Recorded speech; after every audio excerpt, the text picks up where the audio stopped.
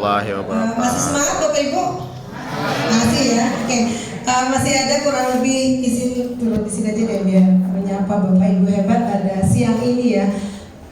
Tidak terasa waktu bergulir dan akhirnya masih tersisa kurang lebih 20 menit mungkin ya untuk lebih boleh sedikit aja lebih banyak baik.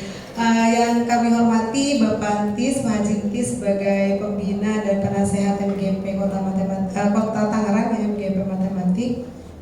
Yang kami hormati juga Bu Mafaza sekaligus rekan saya di sekolah dan pengurus MGP lainnya yang sudah bersedia untuk menyelenggarakan acara CGP berbagi. Dan tak lupa Bapak Ibu guru hebat yang saya lihat memang wajahnya Pak Judi jangan minder sama umur ya Pak Judi kita ya. Saya lihat teman-teman ini masih muda-muda jadi masih bisa berkarya lebih gitu ya seperti itu. Mudah-mudahan hari ini kita bisa berbagi. Saya diminta untuk menyampaikan tentang pembelajaran sosial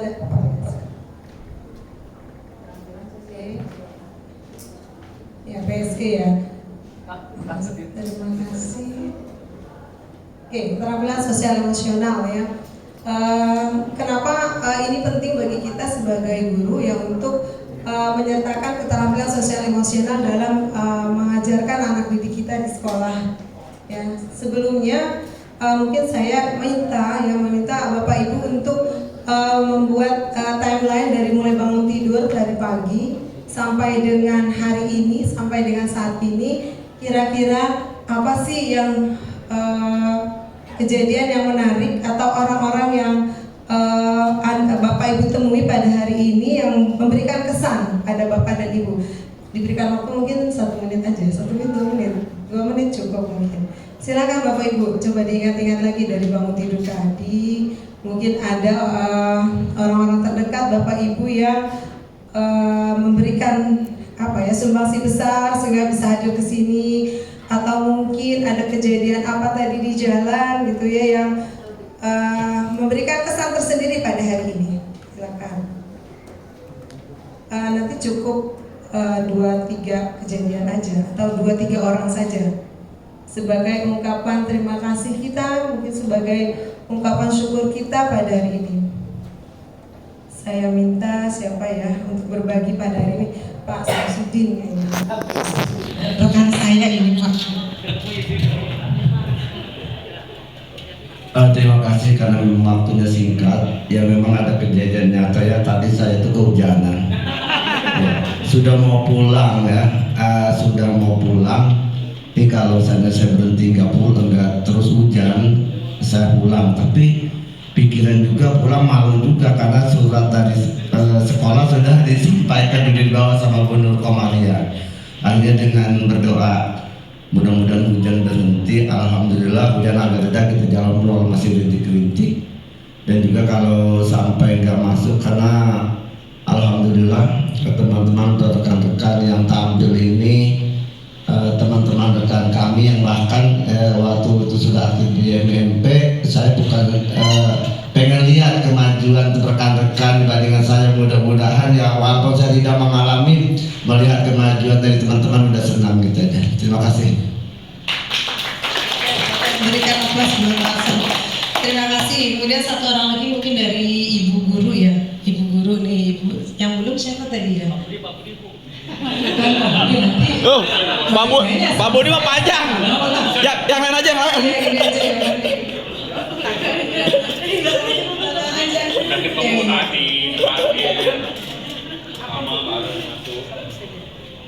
Satu aja deh. Kejadian apa atau Ibu mengungkapkan terima kasih pada siapa pada hari ini? Dari mulai pagi sampai hadir di sini. Ada di sini. Baru pertama kali ada di sini.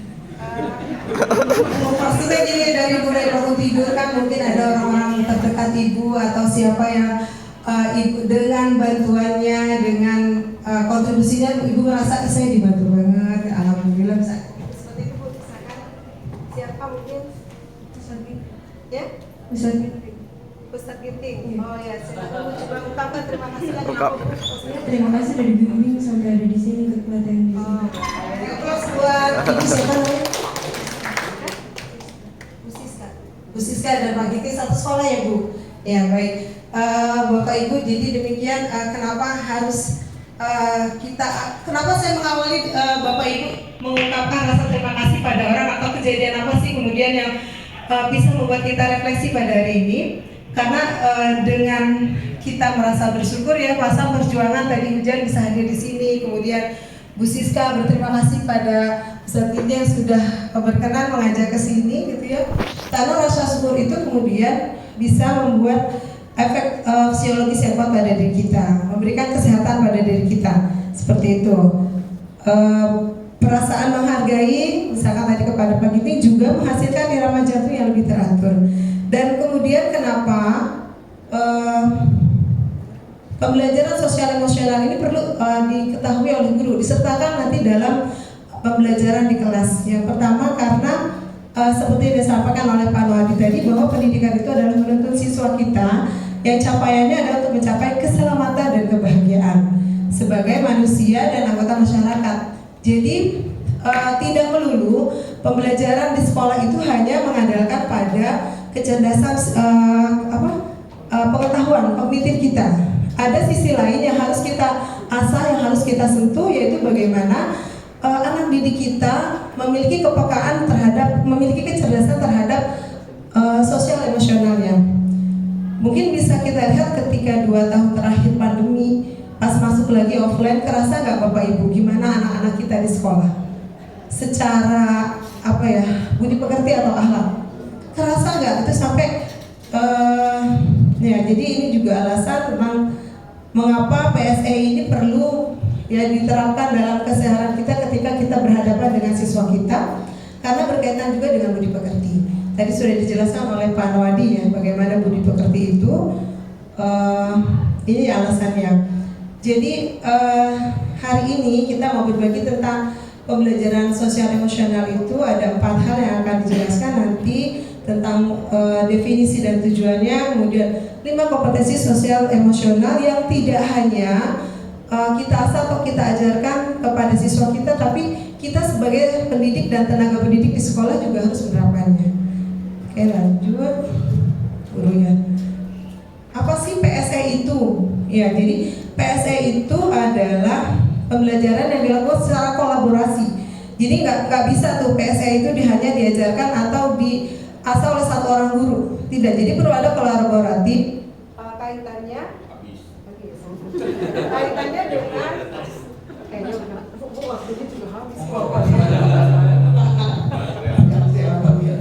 jadi tidak bisa hanya dikondisikan oleh satu orang guru saja. Perlu ada nanti jadi kolaborasi oleh seluruh komunitas sekolah yang memungkinkan anak dan orang dewasa di sekolah memperoleh dan menerapkan pengetahuan PSE dalam keseharian.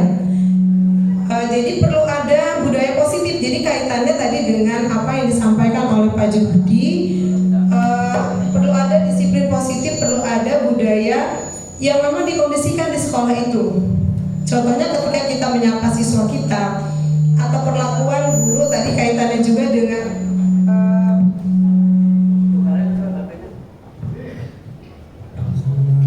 dari murid kita itu guru baik, ini guru nggak baik, gitu kan? Jadi seperti halnya di rumah Pak, makanya Bapak Ibu di sini untuk sel ini ya, social emotional learning ini itu circle-nya, lingkarannya itu tidak hanya berpusat di sekolah saja, tapi ada juga di sini keterkaitan antara 3 pusat ya. Kalau dalam PHD itu kan ada keluarga, sekolah, dan komunitas lingkungan gitu. Dimana anak memang siswa kita kan tidak hadir di sekolah sendiri. Jadi kalau cuma guru yang menumbuhkan PSE-nya tanpa ada kerjasama antara orang di rumah gitu, keluarganya yang lebih dari jamnya lebih banyak ya dihabiskan di rumah, itu tidak akan terwujud dengan baik seperti itu. Kemudian apa nih? Oh ya, tujuan PSE. Jadi PSE itu tadi ada 5 yang tentang kesadaran diri, manajemen diri, kesadaran sosial, keterampilan berrelasi, dan pengambilan keputusan yang bertanggung jawab. Oke, kemudian pencapaian PSE sendiri ya, jadi dari PSE sendiri kita mengharapkan adanya peningkatan peningkatan 5 kompetensi ya, 5 kompetensi sosial emosional. Kemudian ada lingkungan belajar yang suportif dan peningkatan sikap pada diri sendiri, respek dan toleran terhadap orang lain dan lingkungan sekolah. Jadi memang harus ada kolaborasi, harus ada kerjasama.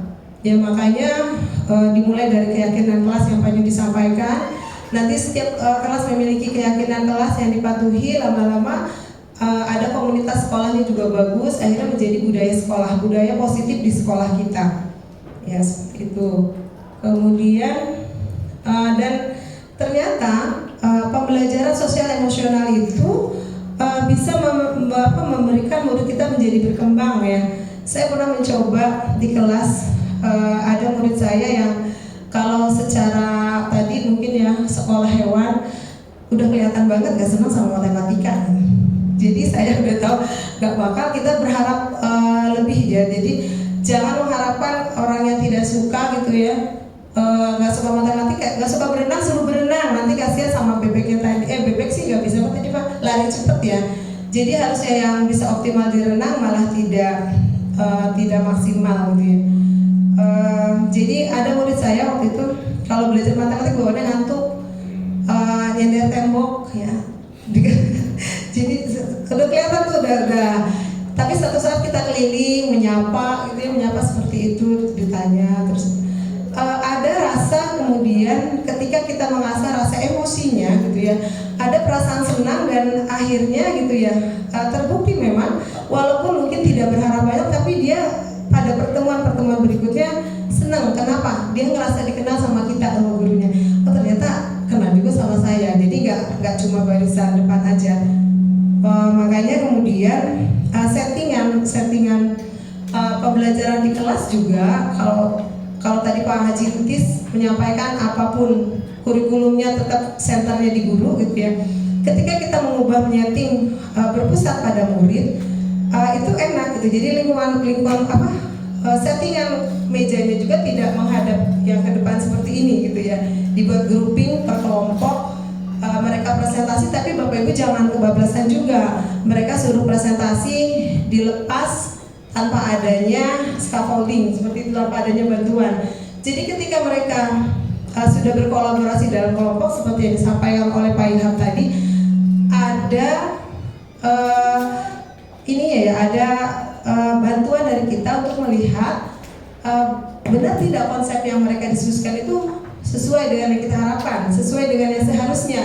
Jadi kalau kita lepas ke siswa saja bisa jadi nanti siswanya sendiri baru belajar, mereka baru belajar memahami, tapi kalau kita tidak luruskan nanti konsepnya kan jadi konsep salah dan seterusnya. Seperti itu ya Pak ya. Jadi fakta penting yang kedua, ketika kita mengabaikan pengembangan keterampilan sosial emosional akan membawa efek buruk pada secara akademik. Bisa jadi udah nggak suka matematik, kemudian tidak ada reward penghargaan terhadap mereka, direndahkan gitu ya, seperti itu akhirnya males lah gitu, seperti itu ya Bu ya Bapak Ibu. Kemudian PSE ini harus diimplementasikan secara sengaja. Jadi harus menyengaja kita memasukkan PSE itu dalam pembelajaran kita, sehingga kemudian nanti ketika menyusun RPP itu ada RPP yang terdiferensiasi seperti yang disampaikan Pak Ilham plus KSE gitu, plus keterampilan sosial emosional. Kapan kita di sini kita lihat ada 5 ya tentang KSE ini, tentang kesadaran diri. Kesadaran diri berkaitan dengan bagaimana siswa kita, murid kita memahami emosi dirinya sendiri, kenal nggak sama dirinya sendiri kayak gimana. Kemudian juga ada manajemen diri, adalah kemampuan murid dalam memanage emosinya. Ya, kemudian kesadaran sosial, bagaimana dia memiliki kepekaan terhadap teman sekitar, terhadap lingkungannya, terhadap tanggung jawabnya dan seterusnya. Kemudian keterampilan berelasi, bagaimana dia bisa bekerja sama, membangun hubungan yang positif ya dengan orang di sekitarnya, dan terakhir bagaimana membuat keputusan yang bertanggung jawab. Dan KSE ini erat kaitannya, kalau kita kaitkan dengan sekarang kurikulum merdeka dengan P5 itu erat sekali kaitannya. Jadi ketika dia bisa memiliki kesadaran diri yang baik, memanage, kemudian mengembangkan 5 KSE itu, maka tujuan yang tadi 6 dimensi ya, yang profil pelajar Pancasila akan lebih mudah dicapainya, seperti itu. Kemudian kalau ini kayaknya saya skip aja deh. Ya, jadi kesadaran diri, kemampuan skip aja ya, kemarin baca ya. Jadi kesadaran diri ada kemampuan untuk memahami perasaan, emosi dan nilai-nilai diri sendiri dan bagaimana pengaruhnya pada perilaku diri dalam berbagai situasi dan konteks kehidupan. Terkadang murid kita sendiri nggak tahu, nggak memahami emosi dia kayak gimana. Pernah saya coba di kelas sebelum memulai pelajaran, saya ajak mereka untuk gimana perasaan kalian pada hari ini, gitu ya. Ada mood meter sebenarnya bisa digunakan ya Pak ya. Tapi waktu itu saya minta anak-anak menggambarkan di depan itu apa, ikon itu kamu tandanya apa? Saya mah biasa aja Bu, nggak ada perasaan sedih juga, saya biasa aja. Jadi datar banget gitu. Jadi kurang ekspresif ya untuk mengungkapkan emosi yang sedang dia rasakan pada saat itu. Dan ketika kita mengkondisikan sebelum memulai pelajaran, menanyakan kondisi mereka, itu akan lebih memudahkan bagi kita untuk masuk dalam pembelajaran berikutnya. Oke, kesadaran diri. Kemudian yang tentang manajemen diri adalah kemampuan untuk mengelola emosi, pikiran, dan perilaku diri secara efektif dalam berbagai situasi untuk mencapai tujuan dan aspirasi. Kemudian ada kesadaran sosial, ini lebih pada bagaimana berempati pada orang lain untuk memahami, karena ternyata seperti yang mungkin kasus Pak Judi ceritakan tadi, yang kasus Agus ya Pak ya, sama Bu Ria, bisa jadi gitu ya. Disitulah sebenarnya kesempatan bagi kita untuk menajamkan KSE, baik bagi Agus maupun pada rekan lainnya. Kalau saya ditanya Pak Judi tadi, cuma nggak ditanya ya Pak.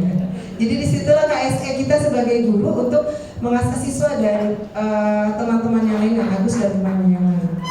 Kemudian yang ini keterampilan berrelasi, bagaimana membangun hubungan yang positif dan sportif juga. Ya. Kemudian terakhir bagaimana siswa kita, murid-murid kita bisa mengambil keputusan yang bertanggung jawab. Kenapa bertanggung jawab? Jangan asal mengambil keputusan hanya untuk nyamannya diri sendiri. Ya, tapi bagaimana kemudian kemerdekaan, jadi merdeka belajar itu bagaimana kemudian kemerdekaan dia sebagai seorang murid juga tidak mengganggu kemerdekaan bagi orang lain gitu. Ya jangan mau enaknya saja, kalau kayak Agus tadi kan yang penting saya dapat makan tapi nggak mikirin yang lain ya, seperti itu. Oke, nah ini jadi dengan KSE ini nanti diharapkan di sekolah, di kelas gitu ya, mereka mendapatkan kesejahteraan psikologis, ada well-being yang mereka dapatkan, dan itu diawali dengan kesadaran penuh dulu untuk mindfulness. Jadi apa sih mindfulness itu? Oh ini tentang pendapatnya dari Goleman ya, bahwa agar dapat membantu anak untuk makin baik dalam mengelola dunia mereka dan menguatkan pembelajaran, maka langkah berikutnya yang paling nyata dalam pembelajaran sosial emosional adalah melatih atensi atau fokus, memusatkan perhatian. Jadi mindfulness itu adalah bagaimana kita bisa fokus pada apa yang kita lakukan. Contohnya kayak sekarang nih, lagi CGP berbagi, bisa nggak kita fokus pada kegiatan ini? Atau ketika kita dengar, mungkin contohnya ini. Nah ini jadi perlu dapat dilatih dan ditumbuhkan melalui berbagai kegiatan sehari-hari maupun pembelajaran yang dilakukan secara mindful. Jadi pikiran, perasaan kita tercurah pada apa yang kita kerjakan pada saat ini.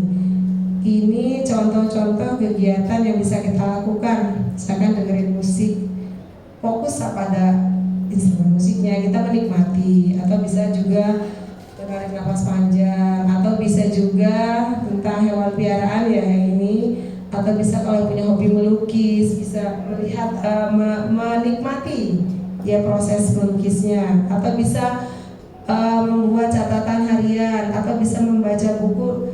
Karena seringkali mungkin kita rasakan sendiri sih mindfulness gampangnya itu kalau ibu-ibu nonton sinetron ya bapak ibu ya. Ada yang sampai nangis, ada yang sampai baper kesel sama tokoh jahatnya gitu ya. Ada yang sampai kemudian ih bagus nih ibu ini atau bapak ini. Itu contoh mindfulness dalam keseharian kita. Artinya ketika nonton sinetron benar-benar pikirannya, perasaannya fokus gitu. Sampai apa Icin ya yang kemarin sempat ikatan cinta tuh yang sampai Ya ampun ibu-ibu ya sampai nungguin gitu ya. Dia mindfulness banget gitu nonton sinetronnya. Gitu. Mungkin kita coba teknik stop ya Pak. Sebelumnya mungkin berhenti. Sebelumnya dulu Pak, mungkin teknik stop ini saya skip dulu Pak, nanti baru balik lagi. Teknik dimana S-nya sendiri adalah stop, T-nya itu adalah menarik nafas, take a breath gitu ya, kemudian stop. O-nya adalah observe, memperhatikan, dan P-nya adalah proceed ya, melanjutkan. Jadi ini bisa kita gunakan, saya pernah menggunakannya ketika jeda antara beberapa pelajaran. Jadi bisa jadi kan kalau kita di sekolah saya 9 jam, habis fisika, matematika misalkan, paginya udah kimia, atau apalah pokoknya pelajaran kan lumayan tuh. Kita saya ada di satu kelas tuh dapat pelajaran 3 jam setelah istirahat siang. Jadi udah makan siang, udah ngantuk, udah capek, ada 1 jam. Jadi 4 jam tuh dapatnya selalu setelah istirahat itu. Jadi untuk mencoba stop ini, kita coba mereka untuk menghentikan segala aktivitas, dari semua aktivitas. Kemudian kita minta mereka untuk relax sejenak. Kemudian menarik nafas, menarik nafas dalam-dalam, tenang, rilekan dari pundaknya. Kemudian tangannya, posisinya bisa berdiri, bisa duduk, ya nyaman. Ambil posisi senyaman mungkin untuk menarik nafas, kemudian melepaskannya, kemudian terus diulang 2 atau 3 kali sampai kemudian kita merasakan. Tapi harus fokus ya, harus mindfulness juga. Karena kalau murid saya ada juga yang nyoba, apa perasaan kamu? Biasa aja Bu. Kalau biasa aja berarti dia ketahuan nggak mindfulness. Tapi harusnya seyogianya itu ketika kita melakukan dengan mindfulness, maka teknik stop itu akan membuat kita relax. Membuat nyaman bagi diri kita gitu, sehingga bisa dikondisikan untuk pembelajaran berikutnya bisa lebih fokus seperti itu. Kita coba saja ya Pak ya. Siap. Ini sudah ada masukan. Silakan Pak. Bapak Ibu nanti tolong ikuti perintah yang ada di video ini ya. Jadi kalau suruh santai, berhentikan aktivitas, hentikan, gak ada yang pegang handphone, gak ada yang musik. Amati nafas, amati perasaan, pikiran, dan lanjutkan kembali beraktivitas. Mari kita stop sejenak dari kegiatan apapun yang dilakukan saat ini. Mari istirahatkan sejenak fisik dan mental selama kurang lebih 3 menit saja. Sebelum mulai, silakan Bapak Ibu duduk senyaman mungkin. Bapak Ibu bisa menggeser posisi duduknya agar lebih nyaman. Cobalah duduk tidak membungkuk, tetap tegak, tetapi kedua bahu tetap rileks. Ya, seperti itu. Mari rasakan kursi yang menopang tubuh Anda. Rasakan kedua telapak kaki bertumpu pada lantai. Silakan letakkan tangan pada pangkuan atau di atas meja. Relax. Kemudian silakan pejamkan mata jika merasa nyaman, atau cukup arahkan pandangan ke bawah. Relax. Amati nafas. Amati nafas masuk dan keluar. Bernapaslah seperti biasa.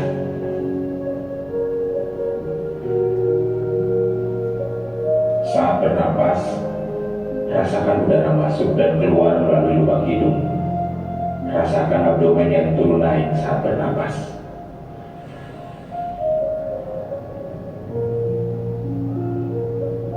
Mari napas lebih pelan dan dalam. Rasakan perut mengembang dan mengempis saat bernapas. Mari Bapak Ibu bernapas lebih dalam.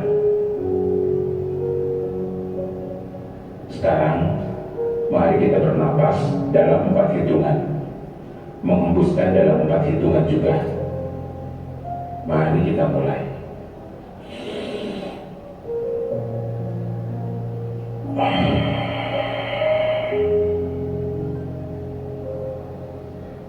Amati tubuh yang terasa lebih rileks saat mengeluarkan napas. Mulai dari otot wajah, sekitar dahi, kelopak mata, pipi, rahang, dan dagu. Kemudian kedua bahu, lengan atas, dan jari jemari Anda. Amati nafas yang lebih tenang dan pelan. Amati perasaan Anda saat ini. Mari tarik nafas, tahan 4 detik, keluarkan dalam 4 detik. Amati pikiran Anda saat ini. Apakah yang Anda pikirkan saat ini? Apakah pilihan yang akan Anda lakukan setelah ini?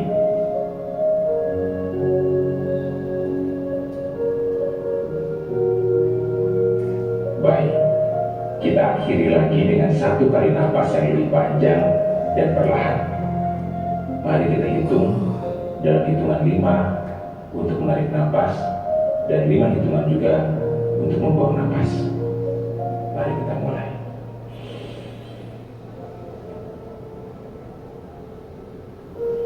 Mari lepaskan.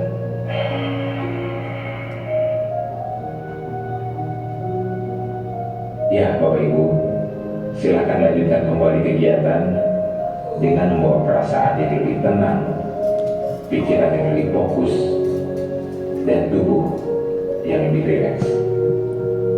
Terima kasih. Kasih tepuk tangan untuk kita semua. Bapak Ibu, mudah-mudahan 3 menit untuk melakukan stop sepertinya tidak menyita waktu ketika kita praktekkan di kelas. Ya. Artinya tidak bikin anak bodoh tiba-tiba atau artinya nggak ngerugi karena efek dari stop itu sendiri juga memberikan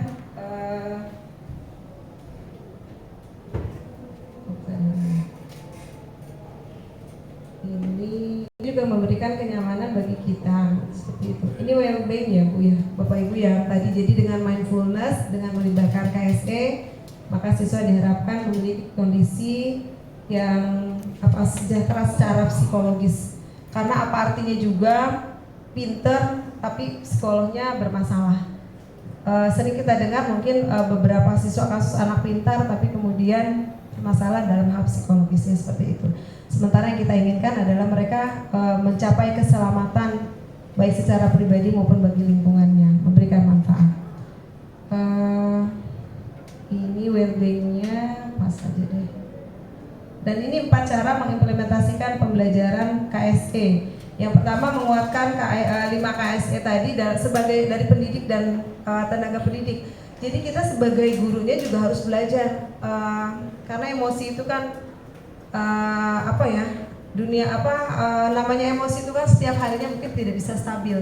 Hari ini kita bisa sabar, bisa memberikan murid kita macam-macam kita bisa nyaman. Tapi satu sisi mungkin karena kita ada masalah di rumah atau tadi ketemu kejadian atau apa yang bikin kita kesel, bisa jadi kalau kemudian kita tidak netralkan kembali emosi kita ketika kita mengajar, bisa jadi murid menjadi sasaran kemarahan kita. Sehingga bagi kita pun perlu ketika berdiri kalau ada yang bikin kesel kita langsung teknik stop aja Bapak Ibu. Gak usah lama-lama, gak usah sampai nyenyak juga gitu ya, sebentar aja gitu. Jadi bisa netral lagi nanti emosinya gitu ya. Kemudian mengajarkan 5 KSE secara spesifik dan eksplisit. Jadi mungkin kaitannya Pak Judi dengan itu ya, yang kalau anak bikin kesalahan ya, restitusi ya, segitiga restitusi, cuma tadi skip karena waktunya nggak cukup ya Pak Judi ya. Kemudian mengintegrasikan 5 KSE dalam praktek mengajar. Jadi pakai teknik stop boleh, minta mereka untuk mengungkapkan rasa syukur terhadap kejadian hari ini boleh, atau bisa sebelum belajar kita ceritain dulu tuh tentang kalau kemarin Piala Dunia ya, padahal boleh lah bahas gitu ya. Kalau saya sendiri nggak ngerti gitu ya. Coba Piala Dunia saya sempat tangkap itu tentang Jepang ya, timnya Jepang. Kemarin sempat saya bahas di kelas. Jadi bahas sedikit gitu, padahal nggak tahu banyak yang mana-mana. Cuman sempat baca postingan tentang klub Jepang yang mereka kalah dari sepak bola tapi menang dalam segi mental seperti itu ya, karena kebiasaan mereka buang sampah, bersih dan seterusnya. Sempat saya singgung sebelum belajar itu. Jadi boleh Bapak Ibu kita cerita sedikit, mungkin bisa memancing cerita mereka atau cerita dari kita untuk mencairkan suasana sehingga ketika belajar mereka kondisi emosinya sudah stabil seperti itu. Kemudian yang keempat, menciptakan iklim kelas, budaya dan kebijakan sekolah. Ini kaitannya dengan keyakinan kelas, kemudian nanti bisa menjadi keyakinan di sekolah, menjadi budaya, dan akhirnya memunculkan lingkungan yang mendukung untuk terciptanya, terintegrasinya KSE dalam keseharian. Udah deh kayaknya, ini lewat yang tadi ya, lewat aja deh. Kayaknya cukup deh Pak. Ini roda emosi kucing ya bacanya ya. Jadi mungkin bisa ke anak-anak disampaikan ini juga, bisa minta mereka apa sih emosi yang mendominasi kalian dalam 2 minggu belakangan ini atau dalam seminggu belakangan ini. Nanti kan mereka jadi cerita apa yang bikin kamu emosi, emosinya apa, saya sedang bahagia, bisa nanya bahagianya kenapa gitu kan. Jadi bisa pembelajaran juga untuk yang lain. Atau sedihnya kenapa diputusin pacar ini, cari lagi gitu ya. Oh salah ya. Cari lagi. Jadi diajarkan lagi ya. Jadi kesempatan kita untuk menanamkan KSE seperti itu. Ya, kemudian ini tadi teknik stop yang kita laksanakan ya. Jadi dengan teknik stop ini bisa dilakukan ya di sebelum ketika tengah pelajaran lah seperti itu. Kalau pagi mungkin mereka masih fresh ya. Jadi selain ice breaking bisa kita terapkan stop. Ini mengintegrasikan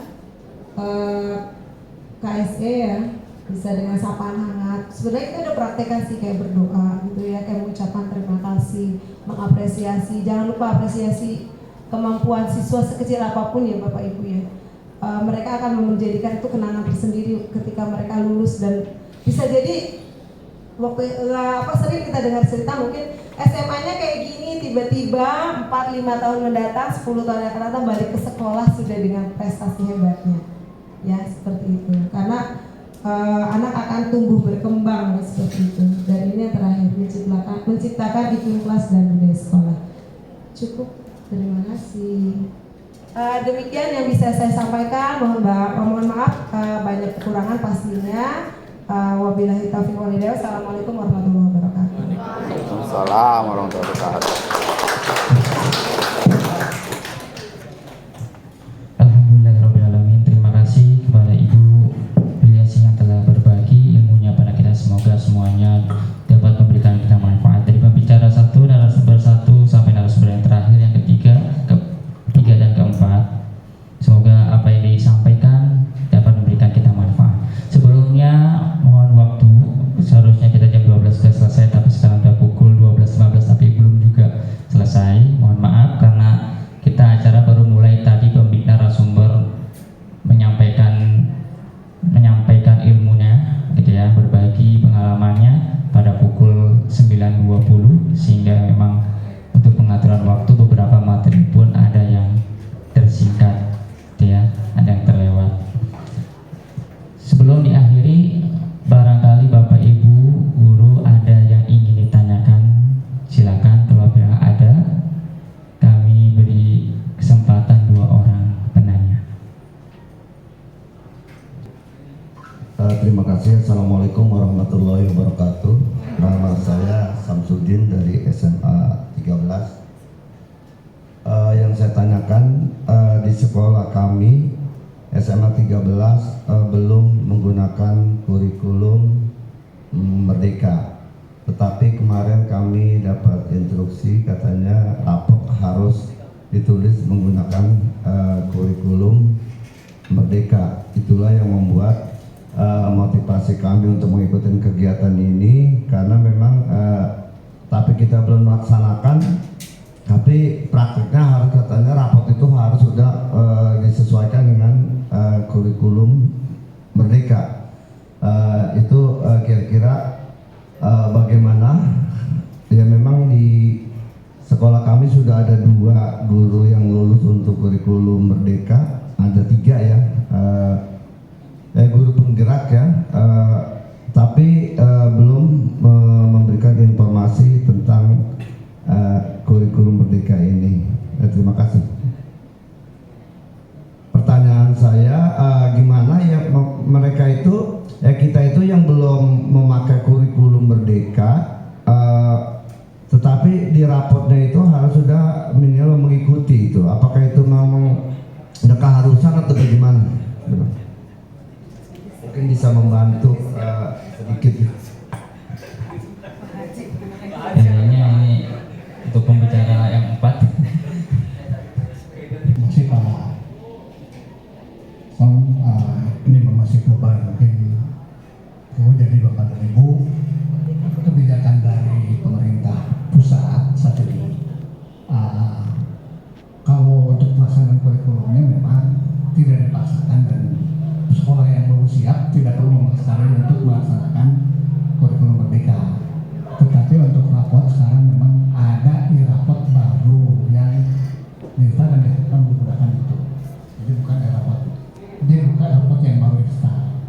Jadi yang akan termasuk menyesuaikan. Saya isinya belum tahu, tapi seperti apa rapot yang baru itu. Tapi Bapak dan Ibu jadi silakan cek rapot yang baru dari Dirjen Kurikulum atau ke teman-teman Dapolri. Ada rapot yang baru untuk kurikulum yang sudah disesuaikan dari KM. Jadi itu yang pokoknya sudah ada seperti itu. Betul, alasan ya.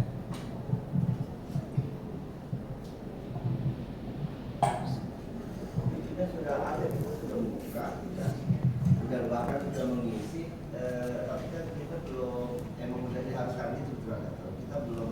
Ini yang kita sudah ke depan, karena mereka baru kemarin itu waktu sampai bulan Desember timnya itu belum selesai belum final, mau diluncur pas bagian rapat, rapatnya belum diluncurkan, tapi setelah itu baru diluncurkan. Jadi sekarang sudah ada. Ini apakah langsung menggunakan itu, mungkin bisa aja menggunakan untuk semester yang akan datang. Gitu. Nah, saya belum melihat isinya seperti apa, bagaimana belum menggunakan, karena kan kebetulan juga. Ya. Secara konsep memang lebih simpel. Jadi sekarang termasuk teman-teman kemarin juga rapat yang baru, saya lihat tuh Pak Jody juga SMA 9 masih menggunakan rapat yang lama itu ya, yang kelas 10-nya. Padahal sudah ada yang baru, yang sudah sangat simpel juga itu.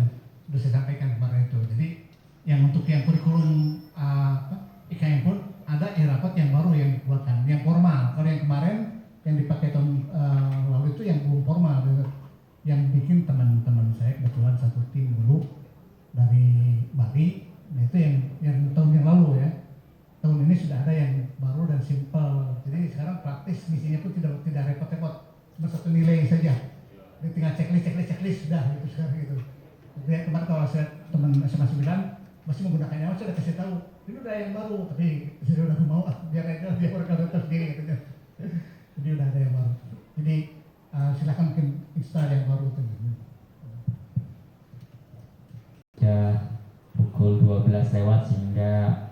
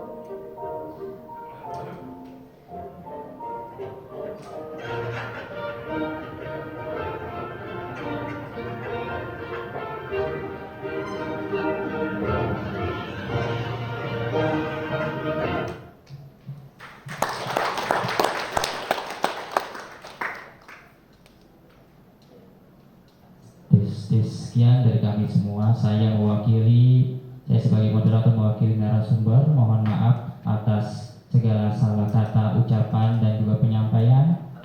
Semoga apa yang disampaikan oleh narasumber seluruhnya dapat memberikan manfaat bagi kita seluruhnya. Hadanallahu wa iyyakum ila shiratal mustaqim. Wassalamualaikum warahmatullahi wabarakatuh. Untuk acara selanjutnya dikembalikan kepada MC. Dan alhamdulillah semuanya berjalan dengan lancar. Sebelum acara kita tutup, kita ada sesi foto. Tapi sebelum foto kita berdoa dulu mungkin ya Pak. Untuk doa dipimpin oleh Bapak Ustadz Ginting. Pada Bapak Ustadz Ginting dipersilakan. Assalamualaikum warahmatullahi wabarakatuh. Waalaikumsalam warahmatullahi wabarakatuh. Ya, mari kita sejenak menundukkan kepala untuk berdoa menurut ajaran kepercayaan masing-masing. Saya mohon maaf akan dipimpin secara Islam.